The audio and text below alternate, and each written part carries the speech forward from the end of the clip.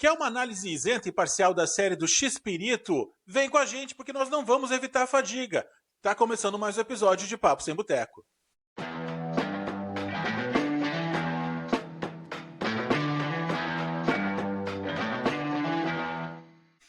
Então estamos começando o episódio 73. Como já dito, vamos falar da série do X-Pirito. Já fizemos um episódio sobre essa série, confere lá o nosso episódio de número 69, quando tínhamos lançado os 2 episódios. Então agora a série está completa, já foram lançados os 8 episódios na HBO Max, que por sinal não nos patrocina, mas também está feito o registro, se quiser manda um direct para nós, né, e-mail paposemboteco@gmail.com. E muito bem, vamos analisar o que a gente achou da série, da produção, figurinos, das tretas de bastidores, enfim. Para essa análise, para esse review, temos a presença do Lelê. Parcerias via direct. Bom dia, boa tarde, boa noite. Não contavam com a minha astúcia e se aproveita a minha nobreza, né? Até porque vamos falar então muito do pequeno Shakespeare, do Espírito, né? E de como é que foi essa produção aí da HBO Max, que falou bastante da história dele, não foi chapa branca, como a gente já antecipou lá no nosso episódio 69, então agora a gente vai se extensar um pouquinho mais aí sobre esses 8 episódios. Fique com a gente e acompanhe todas as informações aqui no Papo Sem Boteco. E também temos a presença do Vitor.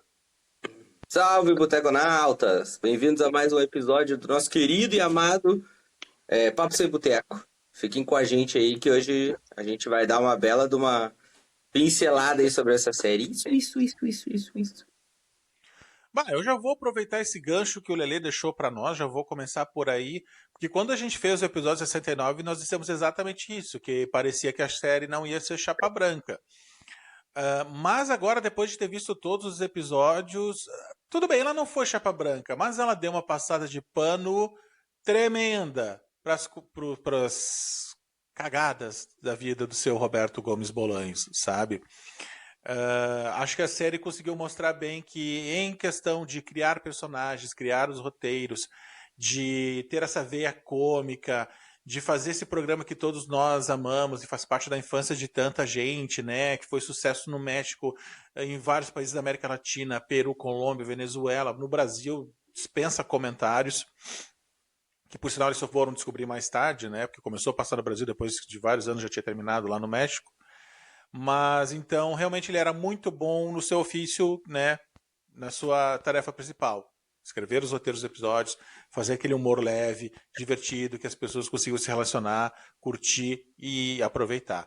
Agora, na vida pessoal, ele deu várias tropeçadas, sabe? Não foi muito astuto para algumas coisas. E a principal de todas, a questão do relacionamento extraconjugal, que ele começou com a Florinda Mezza, né, a atriz que fazia a Dona Florinda, e acabou levando o fim do casamento dele com a Graciela, que era mãe dos 6 filhos dele, né? Então, enfim, é a vida do seu Roberto Gomes Bolanhos com seus altos e seus baixos. Mas por que tu acha que não foi chapa branca? Tu achou que era pra ter colocado mais o dedo nisso? Ali no episódio, eu acabei parando no 5º episódio, não consegui finalizar, mas viu bastante para poder comentar aqui com vocês e trazer meus pontos de vista aqui com vocês. Mas ali no 4º episódio aparece a briga dele lá em Acapulco com o produtor, que agora me foge o nome, né? E ali já mostra ali, tipo assim, não, vamos ali fazer teve uma uma briga feia com o diretor do programa, que inclusive era noivo da Florinda Mezza. Isso. E aí ele faz ali, o acordo de cavalheiros e tal, né? Que, tipo assim, que eles já tinham o lance, ele já tinha se ligado, mas ele disse, não, vou tirar o time de campo e tal, lá, enfim, né? Mas tu acha que, tipo, não foi a fundo no assunto? É isso? Não, é que tem informações que estão na própria autobiografia do Bolanhos. E ele mesmo, no fim da vida, ao lançar a autobiografia, acaba admitindo que ele ficou insistindo com a Florinda Mezza, que ela estava fugindo, 1, por serem colegas de elenco, 2, pelo fato dele ser casado, e 3, também porque eles tinham uma grande diferença de idade. Eu não me lembro se não eram uns 15 anos, até se o Lelê puder procurar para nós direitinho aí qual era a diferença de idade deles, não era muito pequena. Que, inclusive, eu acho que até eles nem tiveram filhos em razão dessa diferença de idade. Como ele já tinha 6, daqui a pouco a Florinda Meza também não era o objetivo de vida dela. Eu acho que depois eles não tiveram filhos nesse Eu novo acho que ele casal. tinha vasectomia.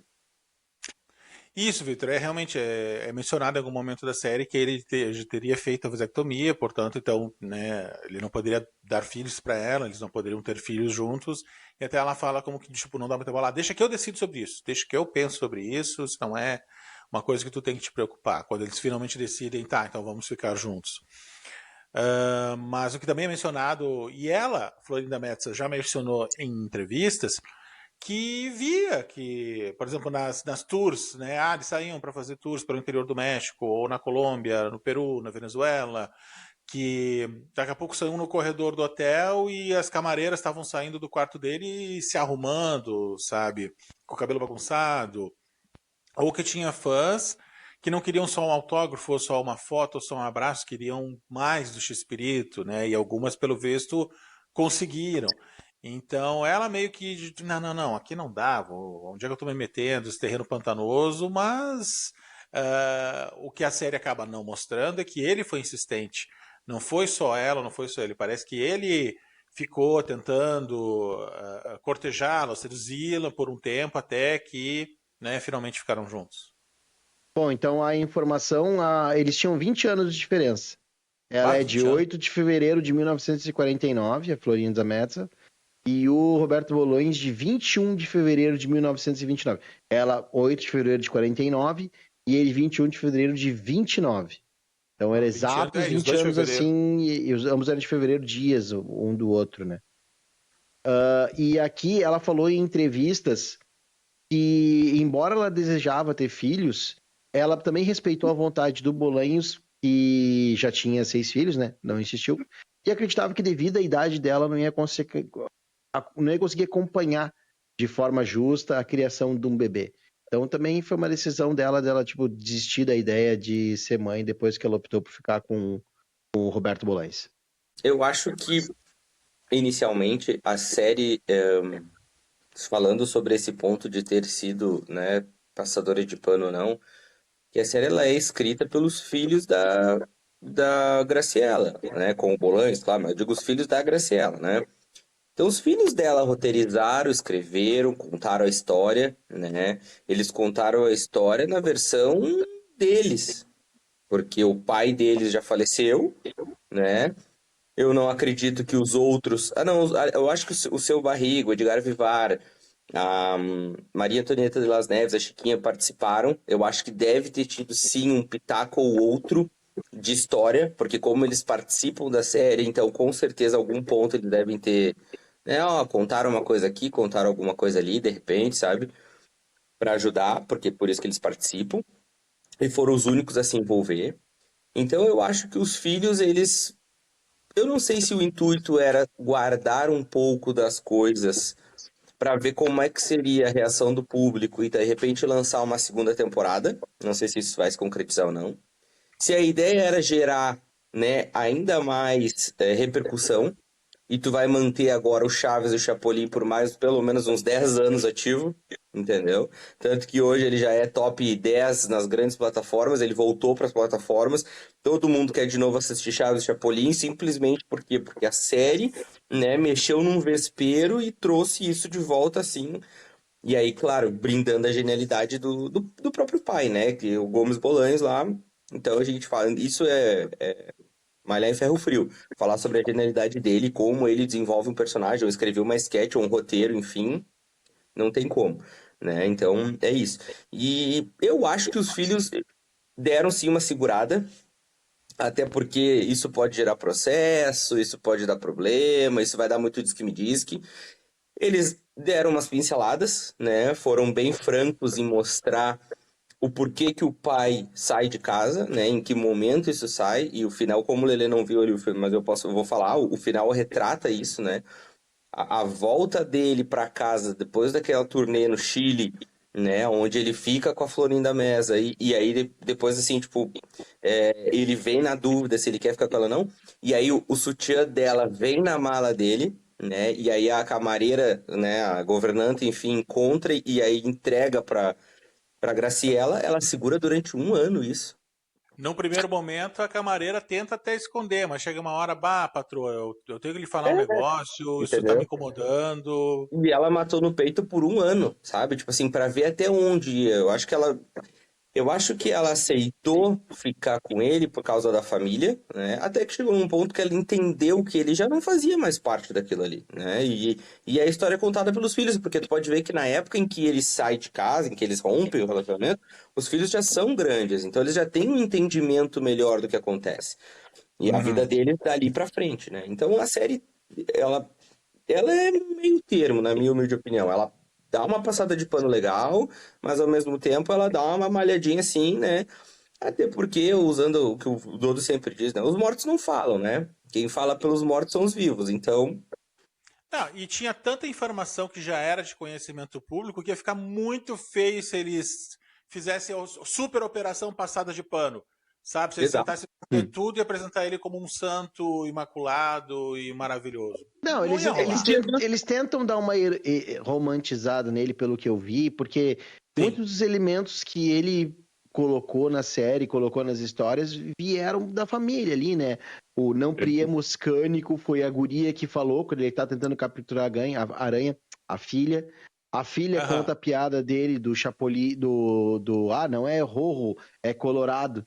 E aí que ele muda de Chapolin Justiceiro para Chapolin Colorado, porque ele não podia Eu usar acho. nem azul, nem verde, por causa do croma que eles iam usar para Isso é gravação. legal. Isso é uma informação que eu Então, não sabia, que é interessante. Por que virou Chapolin Incorporado? Ia ser azul, ia ser verde, não dá, a tecnologia não vai deixar. Tá, então ele vamos queria vermelho, verde. então. E aí É. acabou a guria dando a ideia do Colorado e aí ficou vermelho. Então, dá pra ver ali que a filha que conta a piada, dá pra ver ali que, tipo assim, tá dentro da genialidade dele, como o Vitor tá falando, né? Mas ele pegava esses lances, assim, esses pequenos detalhes, o boné que ele carregava desde criancinha e tal, pra ser o boné do Chaves, a guria fazendo assim na praça com o suspensório, entendeu? E Hum. transformava em alguma coisa. Ele fazia desses limões, assim, uma limonada. Mas também mostrava que ele era um cara muito da família. Ali em próprio Acapulco já mostra um pouco assim, que a Graciela, tá, por óbvio, estava focado na criação dos filhos, e ele ali, o que que tu acha, na praia ou na piscina? Na praia ou na piscina? O que que tu acha? O que que tu acha? E ela atendendo um, atendendo outro, e ele começa a tipo, poxa, sabe? Mas, bom, ele não soube equilibrar aquilo ali. Acho que tá claro, assim. Então tem esses pequenos detalhes assim, que eu acho que a série deixa no ar pra gente captar.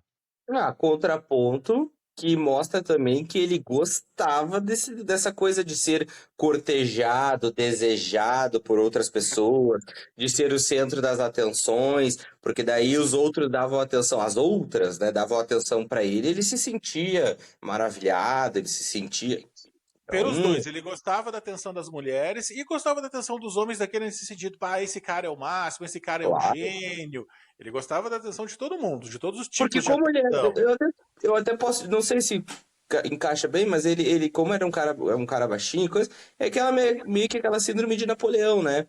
Porque Pode pá, tem ser. que ver, tem que achar a grandeza, entendeu? Tem que mostrar que ele é muito maior do que ele verdadeiramente é, né? Então ele precisava dos holofotes, ele gostava dos holofotes. Ele poderia dizer que não, mas a série mostra, e cara, a série mostra o que os filhos contam, né? Os filhos Isso estão contando isso, é um bom entendeu? insight esse. É um bom É, insight. o que eu acho é o seguinte, os filhos tinham duas opções. Contar a história, só a história do Chaves e do Chapolin, de como foi criado, e poderia usar os exemplos das famílias, aqueles pontos que ele trazia, poderia contar só a história de Chaves e Chapolin, como foi criado, como era ele sentado escrevendo, de onde ele tirava as ideias, poderia. E poderia contar como foi contado. Era o X-Espírito, não só o X-Espírito personagem, né? Era o Roberto Gomes Bolaños e sua vida. E a sua vida, ela é muito mais obscura do que clara, né? Então a gente vê ali que tem muita coisa. E eu acho que assim, ó, eles não contaram 10%. É, Não, é tipo assim, exatamente. ó, ele era um cara genial, como já falamos, estamos aqui, como o Vitor falou, malhar em ferro frio, mas tipo assim, tu podia ver que ele não era um cara fácil, entendeu? Porque Sim. aí ele cria ali os amigos da mesa quadrada, uma coisa, Super gênios. os super gêmeos da Super mesa Super gênios da quadrada, mesa quadrada. super gêmeos da mesa quadrada, que tava indo super bem. Entendeu? E aí, tipo, não, tá, vamos malhar os outros. Aí diz, não, esse não é a comédia que eu quero fazer, me demito. Então, todo momento que tinha um rompimento ali, tinha alguma coisa que era contrária à ideia dele, e aí isso também vai se desenvolver depois com a briga com o Carlos Villagrán, todo mundo, tipo, ele rompia, ele tipo assim, não é o que eu quero, pum, sai fora. No fim das contas, ele estava certo, ele estava impondo a vontade dele, mas ele impunha a vontade dele junto com o ego, que não era muito pequeno dele também, entendeu? O que eu já falei aqui da outra vez, entendeu? Todo gênio, ele tem um quê de filho da mãe também, né? A gente viu isso, viu e vê entre outros gênios aí do mundo, né? O Lelê comentou antes das frases de efeito, dos jargões dos dois programas, Chaves e Chapolin, e mostra alguns deles como que surgiram, como que veio a ideia. Eu não acredito que todas aquelas histórias ali foram realmente como relatado na série. Acho que algumas eles deram uma romantizada. Algumas eu até posso acreditar que estava vendo uma pessoa, uma criança num parque e dali veio uma ideia para um elemento específico de algum personagem, alguma coisa que foi falada dentro de casa, alguma coisa que falava da infância. Algumas ideias eu acredito.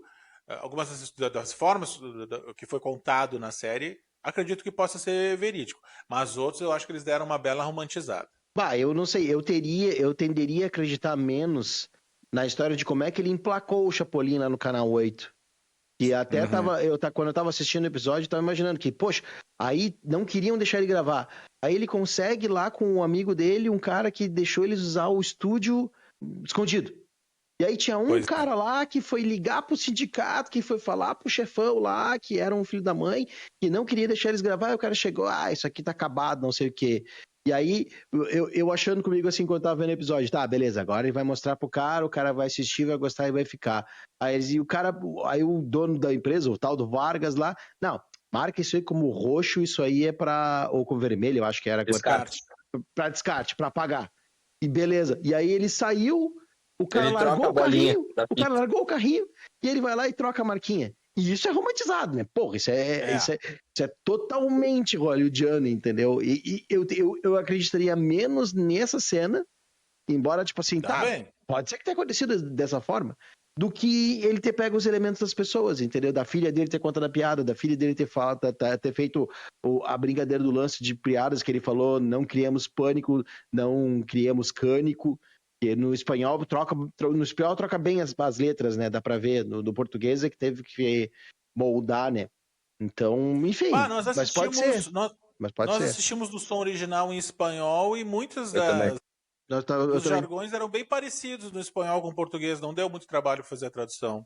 Eu também assisti em espanhol. Eu queria comentar que o Lelê falou que ele era um cara difícil, né? E aí depois, por causa das tretas do Bolanes, e como a gente vai linkando uma coisa na outra, e as coisas vão ficando muito claras, né? E tu vê que tem alguns jogos, assim, de egos e interesses que caem, que sobrecaem sobre os dias atuais, quer ver? Olha como faz um sentido. Tu falou que ele era um cara muito difícil. No momento em que ele encontrou um cara que era tão difícil quanto ele, começou um choque. Que era o Villagrán. Um ego tão grande quanto ele. Tão grande quanto, até porque o Villagrán entendeu que poderia ser tão grande ou maior do que o próprio Roberto Gomes Bolaños. Ele não escrevia? Não, ele não escrevia. Mas ele tinha um personagem, ele tinha atuação que era e é monumental. E aí um dos episódios, que é aquele que ele grava o chanfle, que é o filme e tal, e aí ele conversa, o Lelê não viu isso, tá? Mas pega a visão. Eles conversam os dois dentro de um trailer. E o Bolaños fala pro Villagrán assim, não fica preso a esse personagem, tu é muito maior, não fica preso ao Kiko, né, a esse personagem, tu é muito maior do que isso.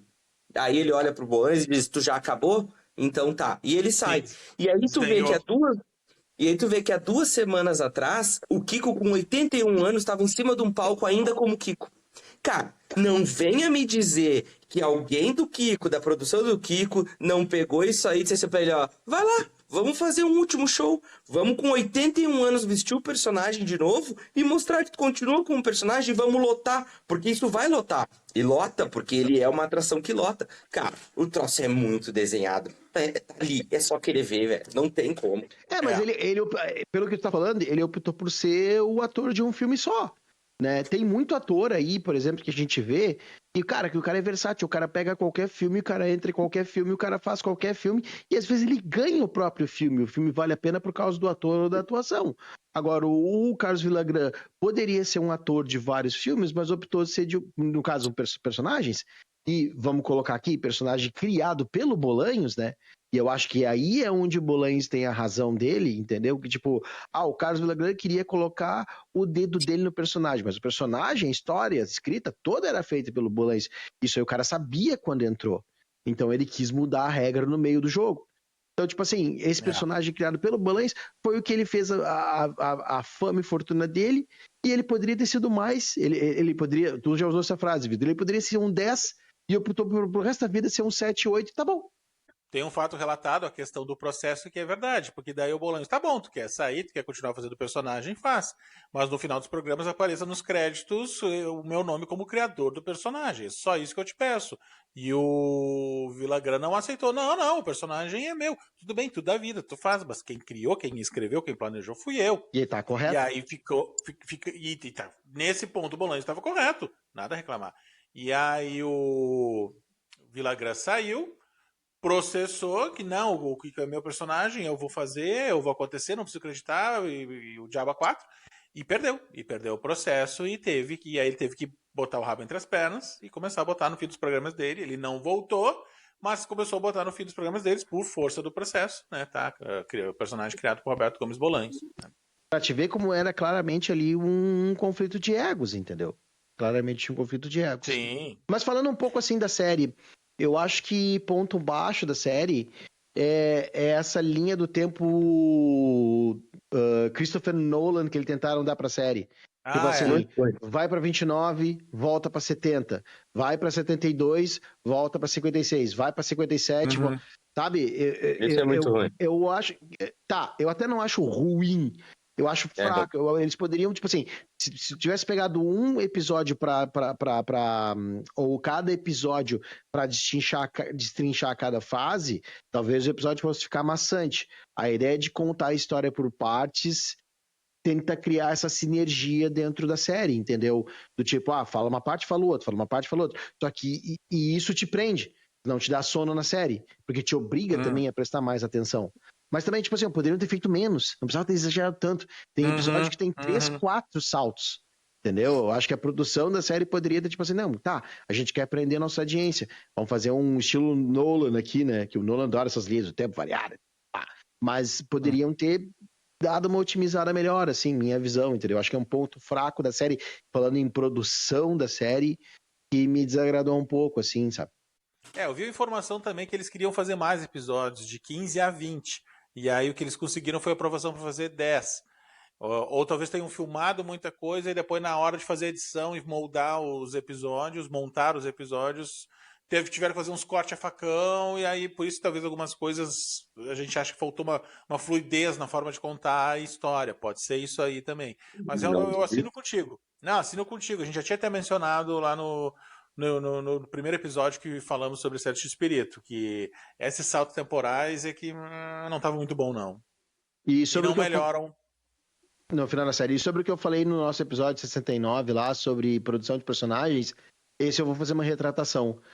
Vendo um pouquinho mais da série, o Girafales, o Seu Madruga, todos os... tu quer falar, cara? O que quer falar da série? Gostou da série também?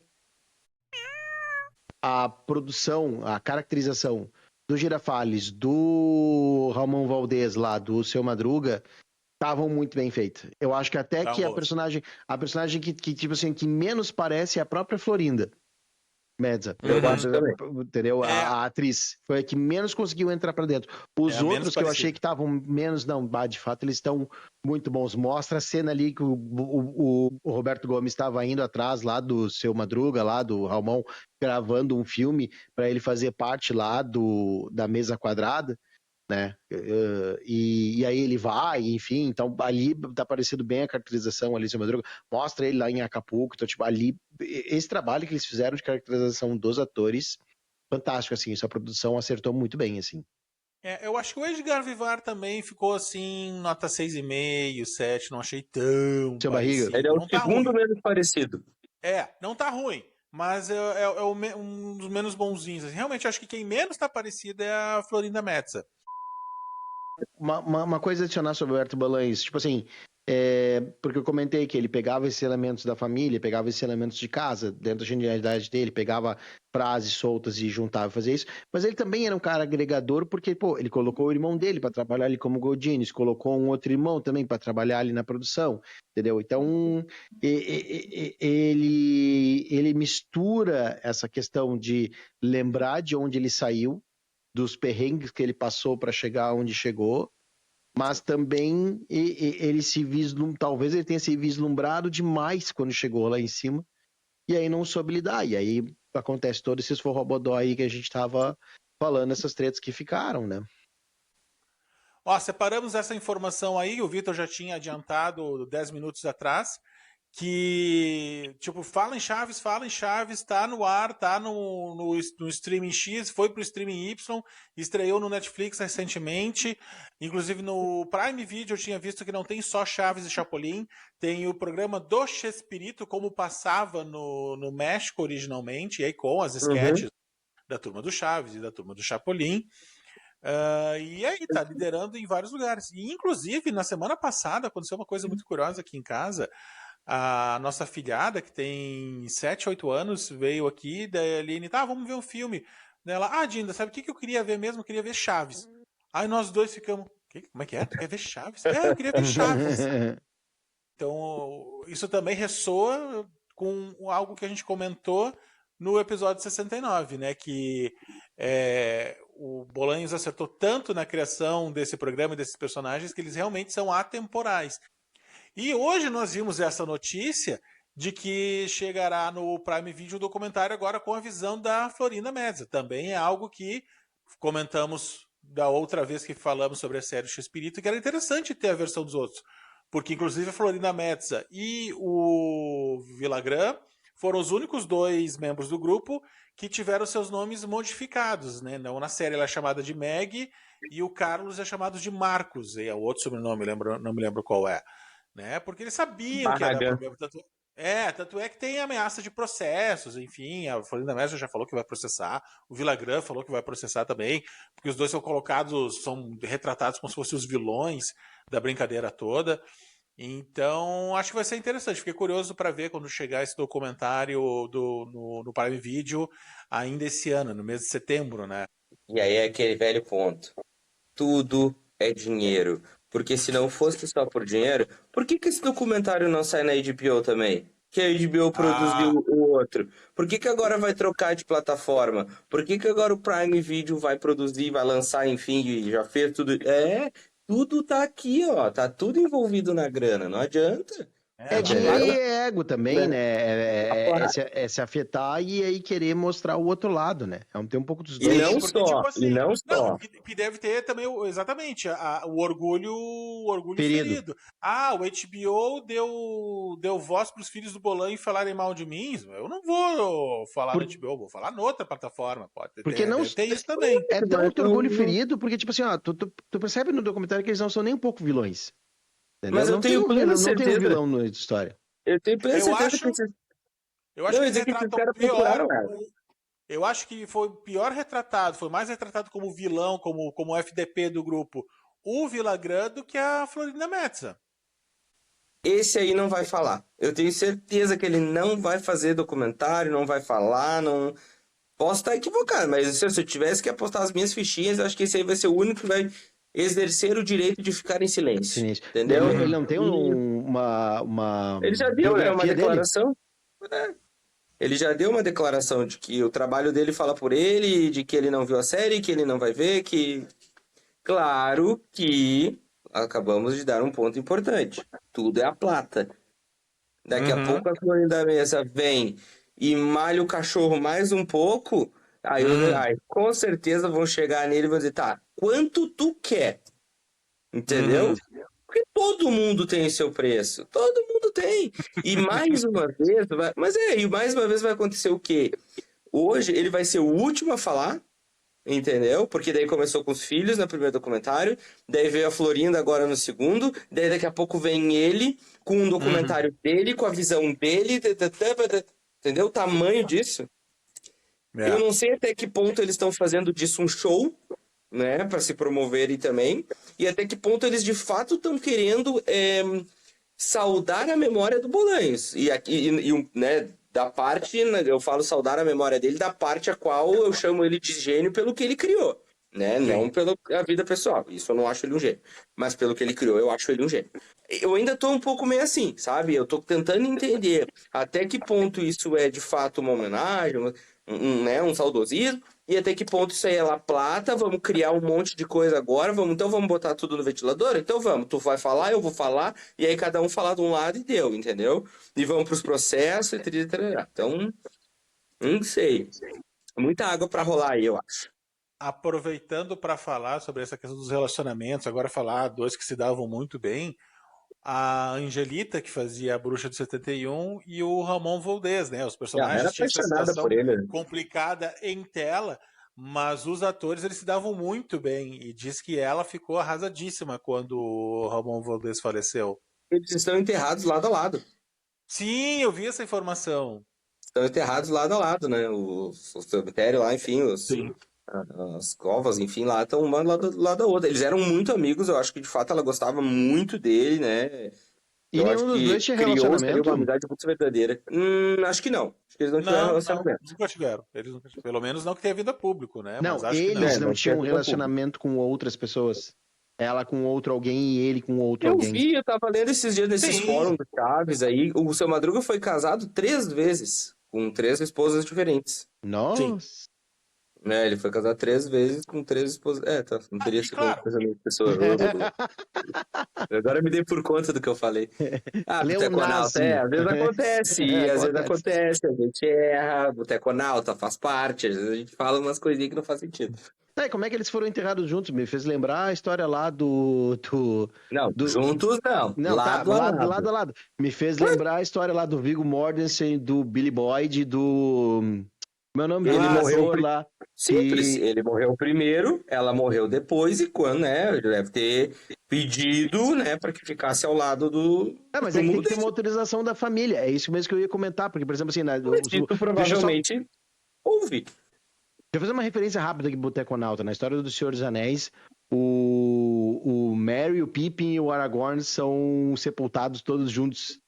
E aí os atores que fizeram esses personagens do Senhor dos Anéis lá pediram para ser sepultados junto com o ator do Viggo Mortensen. Só que ele não autorizou.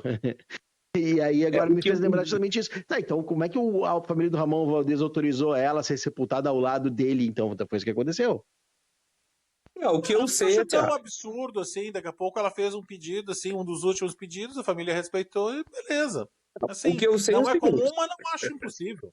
Não, é que aí que aí que tá. tá. E talvez é que assim, ó, agora eu vou ter uma outra questão. A cultura mexicana pro Dia dos Mortos, ele é muito forte. E lá eles têm Hum, não só a cultura de visitar os próprios mortos, mas visitar os mortos famosos.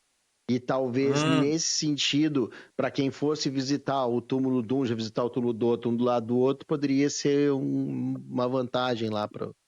Talvez tenha Eu isso. sei que Vou tem, deixar é em só aberto. procurar num dos fóruns aí do Chaves, dessa galera que é muito fã mesmo, tem uma explicação do porquê que eles estão um lado do outro, mas eu tenho plena certeza, sim, de que foi um pedido dela. Eu lembro que o seu Madruga faleceu, né, o Ramon Valdez faleceu em 88 ou 89, e ela faleceu em 94, o ano que eu nasci. Então, como ele faleceu primeiro e ela gostava muito dele, o relacionamento deles era muito forte, eu não sei, eu acho que o seu Madruga tem um filho ou uma filha, eu não Acho tenho que tem um bem filho, sim. certeza. É, então deve ter sido fácil, ela deve ter chego nessa pessoa e deve ter pedido, né, com muito nada, assim, com muito carinho, com, né, olha, eu gostaria, enfim. E eu acho que deve ter sido bem tranquilo, assim, de ter feito isso, porque não deve ter sido muito difícil. E aí, claro, daqui a pouco envolvendo todas essas questões culturais também, que pra eles lá é muito forte, né. Mas fica, pra mim, assim, claro que a amizade mais forte ali era essa, né, era dos dois. Ah, e também temos que mencionar do Ramon Valdez com o Kiko. Tanto é que o Kiko sai e É, ele consegue levar o Ramon Valdez junto, né? O não, Villagrán os sai, no dois eram. caso. Os dois, é que é aí que tá, o próprio Ramon Valdez na série percebe que o ambiente estava contaminado. né? Uhum. E a saída dele não é por causa do Chuspirito, fica claro isso. A saída dele é por terceiros, né?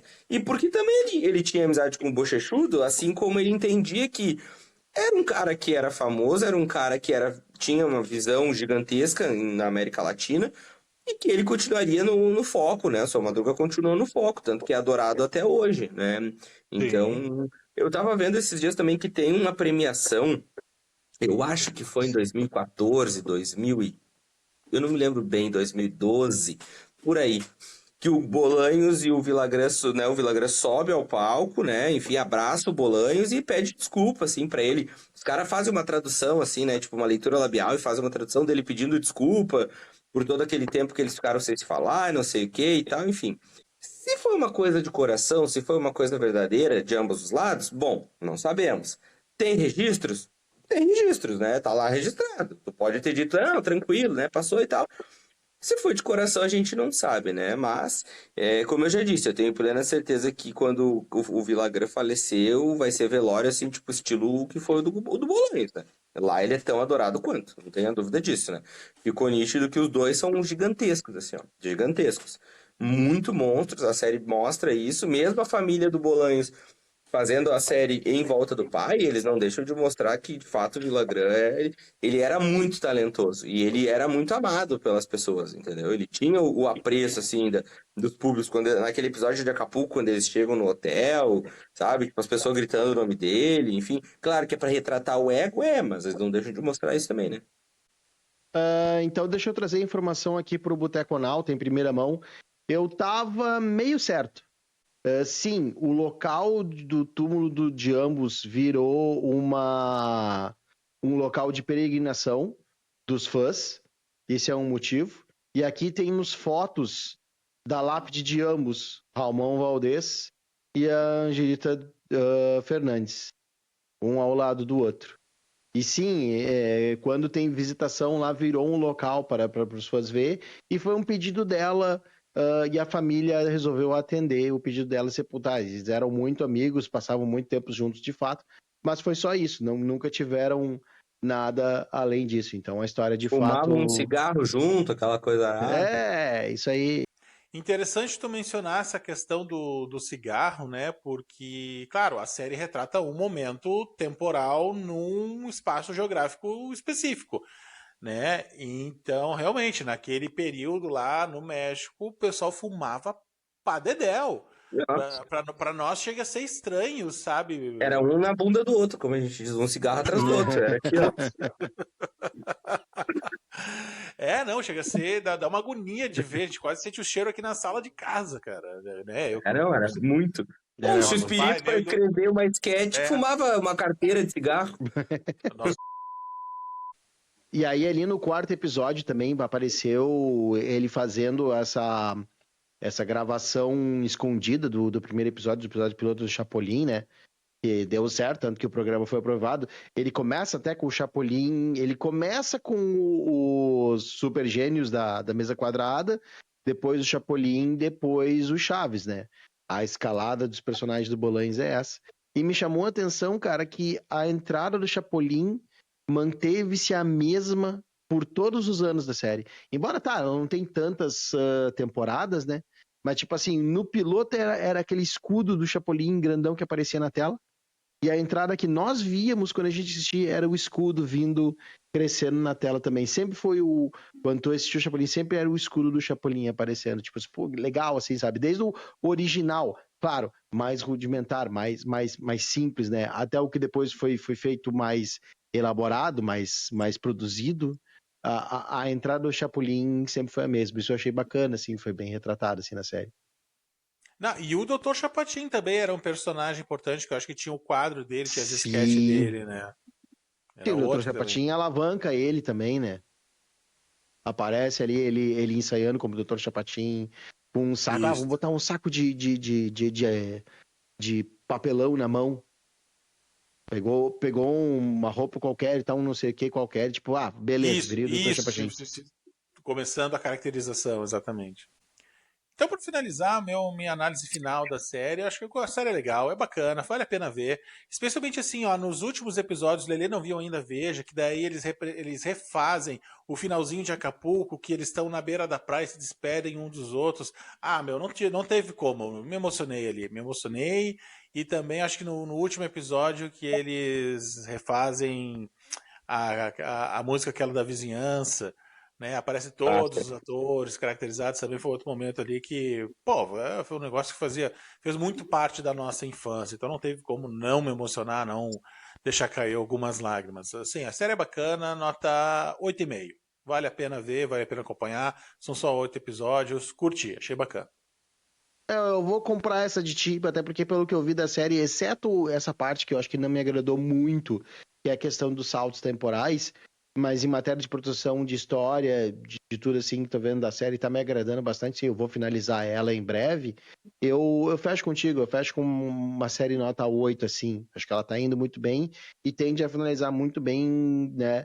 Lembrando que é uma série biográfica, né? Então é diferente do que a gente vê uma série de uma história contada, né? Não biográfica, no caso, não baseada em fatos, no caso. Mas acho que um 8 assim merece a série, merece ser vista. Cara, Boteconauta, se você tem esse apelo emocional que nem nós, assim, se você assistiu o Chaves Chapolin, mesmo que poucas vezes, mesmo que alguns episódios, assista. Vale a pena ver. para criar uma coisa inédita hoje aqui, eu vou fechar com os senhores. 8,5 para mim é 8,5 pra mim é muito bom. Não, eu vou fechar, eu vou criar hoje algo, né? Nunca há isso. A gente sempre tem as notas diferentes, um pra mais, um pra menos. Não, hoje eu acho que tá bem. Tem momentos emocionantes na série. Eu acho que o momento da criação do Chaves, quando ele mostra ali o primeiro episódio que ele diz ação, e aí começa o Chaves ali, aquele momento ali me dá um quentinho no coração, sabe? Tipo, essa, poxa, foi ali que tudo começou, um programa que roda o mundo até hoje. Eu tenho 31 anos, então esse programa ainda segue rodando, sabe? Então, tipo assim, dali dá um quentinho, a vizinhança ali, a música, né? Da vizinhança também é outro momento clássico. Então tem alguns momentos, assim, emocionantes, a série. As tretas são interessantes, os personagens são muito bons.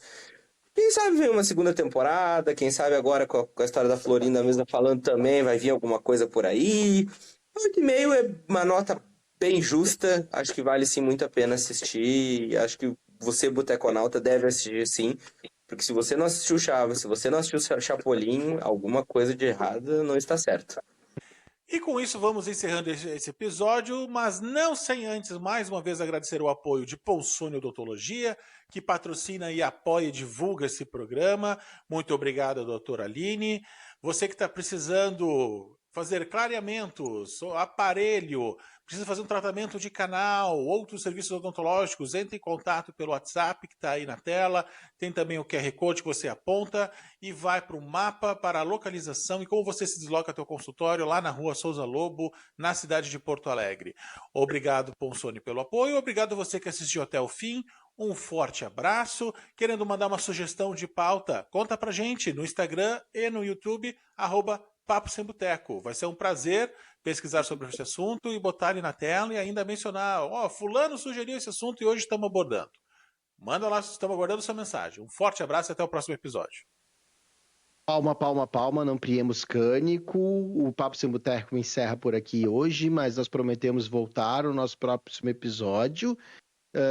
Nesse mesmo bate-canal, nesse mesmo bate-horário, não, pera. Enfim, em todas as nossas plataformas que vocês estão acostumados aqui, no YouTube, no Spotify. Inclusive, se você estiver assistindo aí, dá um curtir para nós aí, compartilha, manda aí pro seu amigo para poder também assistir, para poder formar essa opinião.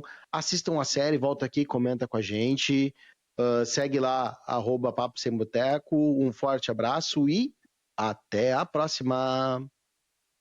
Queridos boteconautas, obrigado por ficarem conosco em mais um episódio do nosso querido podcast. A gente segue fazendo isso sempre com o maior empenho, amor, carinho e dedicação. Ele é artesanal, mas a gente tem prazer em fazer. E usando uma referência do filósofo Chapolin Colorado, que dizia: casa de ferreiro é melhor do que dois na mão voando. Não, Nos vemos numa próxima e até lá!